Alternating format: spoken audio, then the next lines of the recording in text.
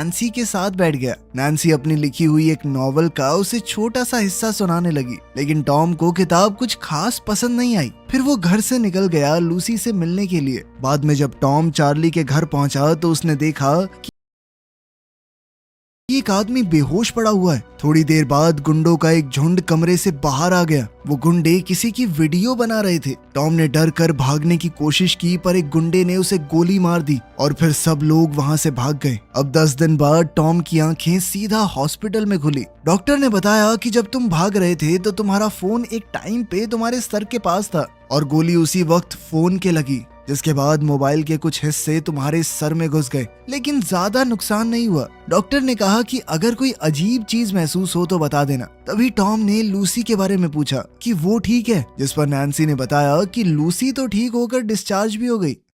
Taxi में जाते वक्त ड्राइवर टॉम को अजीब सी तरह से देख रहा था। इस बात से टॉम थोड़ा चिढ़ गया। जब उसने चलते हुए मीटर की तरफ देखा तो कुछ अजीब सा एहसास हुआ। फिर वो दोबारा से बेहोश हो गया और जब होश में आया तो अपने बेड पर पड़ा था। सुबह नैन्सी को टॉम की चोट थोड़ी ठीक लग रही थी। उसने कहा कि बेटा लूसी से भी मिलाओ तुम। टॉम कुछ फूल लेकर लूसी के घर गया। लूसी के भाई बेन ने उसे देखा तो अंदर भेज दिया। उन दोनों के बीच बातचीत शुरू हुई और टॉम ने माफी मांगी कि जब वो लोग तुम्हारे ऊपर हमला कर रहे थे तो मैं वहां से भाग गया, लेकिन लूसी ने कहा कि कोई भी होता वो यही करता, अकेले निहत्थे तुम क्या ही कर लेते उनका।